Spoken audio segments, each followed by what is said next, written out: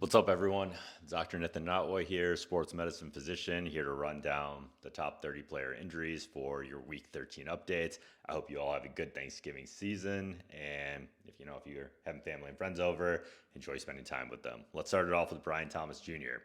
So Brian Thomas Jr., he has not been super viable even before the injury, and with him being injured, with him signing Jacoby Myers, who's doing really well, I wouldn't really be steering towards Brian Thomas for anything. I've been saying that honestly for the past month, I would say.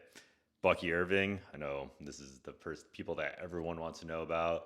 And I said I wouldn't say anything unless we had concrete info, but I am going to drop a short on him earlier today because I do think we have concrete info, and I think it's positive, and I think we'll be seeing Bucky Irving this week. It's going to be a split, so probably wouldn't rely on him unless you're in dire straits this week, but I do like him for the fantasy football playoffs. Chris Godwin, talked about last week. I would be psyched if he proved me wrong. He didn't at this point in time. We still have to see how he progresses these next couple of weeks, but recovering from an ankle dislocation is never an easy task. There's been some rumors about a stress fracture in that ankle, which would explain why he was out for such a long period of time.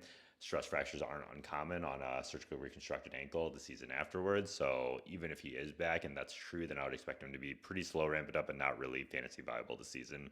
Brandon Aiyuk, multi-ligament knee injury. Seems like there's a lot of drama with him and the team. Don't know who's right or who's wrong, but we do know that he's not really practicing, and the relationship doesn't seem to be conductive towards him returning this season. He was on my do not draft list at the beginning of the season, and it looks like that is turning out to be the correct call. Omarion Hampton, I'm going into depth on a really deep short later on today, probably right after I throw up this video. So keep your eyes tuned out for that. But although Hampton, I don't think Hampton's going to be back this week, pretty much, and I think he is going to have a slow ramp up. I'm concerned about him being viable, not this week or next week, maybe week 15. Jayden Reed has been activated or designated to return from IR. People are wondering, they're like, oh, you said Watson's really good. I still think Watson's the number one in that offense, and I think Reed's going to take pressure off Watson and make Watson that much better of a player. And Reed should be a flex player, in my opinion. And Watson will go from being a flex player to a wide receiver two with the return. Trey Benson should be playing this week, in my opinion. He was ramping up pretty strongly last week. I've already said I like him as a high-end RB2. Maybe not this week, his first week back, but for the fantasy football playoffs.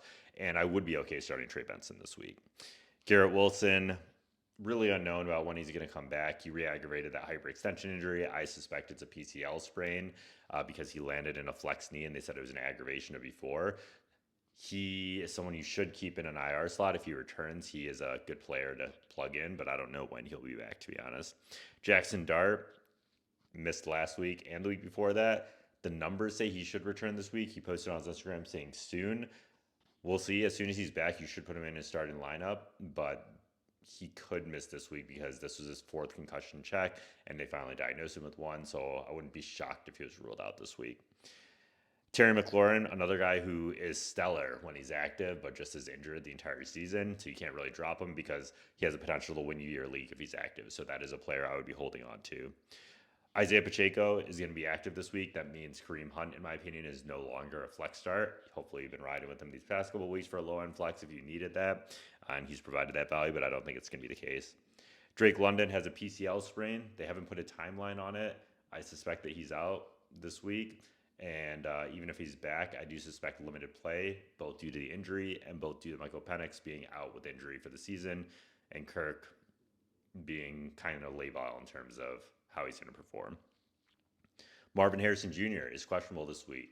He's missed 2 weeks. That's about the average for appendicitis with uncomplicated surgeries, which is what his was. So I would expect Marvin Harrison to come back this week, and that really hurts Michael Wilson's value. He goes from a back end wide receiver one, high end wide receiver two, down to a flex, in my opinion. Darren Waller, another player that I'm saying you should keep, especially with him being a tight end.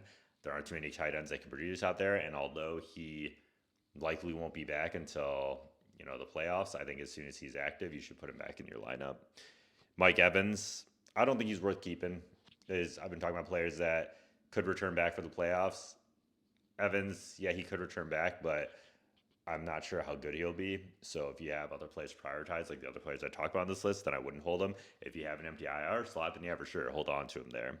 Brenton Strange, I hope you listen to me and either picked him up or held on to him because he went off. He's a great tight end, one, and he should be doing well the rest of the season for you. Lamar Jackson has not been doing well. He's had like an ankle injury, a hamstring injury, now a toe injury. He hasn't been performing up to par. You can't really bench him unless you have like a good quarterback one. In my opinion, though, if you got someone like Stafford, I'm probably riding with Stafford at this point over Lamar Jackson, just for kind of a scope. Jayden Daniels, they activate like he's returned back to practice and all that. He's probably not going to play this week. I told people before like he wasn't going to be out for the season, so I don't think he's going to be out for the season. I think he'll come back probably like 2 to 3 weeks. Fantasy wise, it's up to you if you want to start him in your championship or semifinal round. It'll be risky. It kind of depends on who you're thinking about, but I could see him being a viable starter. CJ Stroud is out with prolonged concussion symptoms. This is called post-concussive syndrome once it reaches over 4 weeks. Just prolonged symptoms over time, they do resolve, so they just need to wait it out. I'm proud of them for taking the correct approach here, making sure that CJ Stroud is fully recovered before they return him back. They have the concussion protocol, 5 steps. I went over that in my short for Higgins, so take a look at that if you want some more in-depth analysis on that. DK Metcalf had a low ankle sprain. I'm calling it low ankle because he had injured twice. He returned twice. I don't suspect that he will miss this upcoming week, and maybe a mild limitation, but likely wouldn't be benching him. Quinshon Judkins cleared concussion protocol on the field, and then he returned back. He played. I don't really have any concerns about him playing this week. Mike Evans, already went over him. Rashee Rice had a cramp, in my opinion. They called it a hamstring, but he returned back to the game. He pulled up like it was a hamstring strain, but that also is very similar to cramps. Also, he logged full practice yesterday. So, I mean, it was a cramp. It wasn't a hamstring strain. Might have been a cramp in the hamstring, but wasn't a hamstring strain.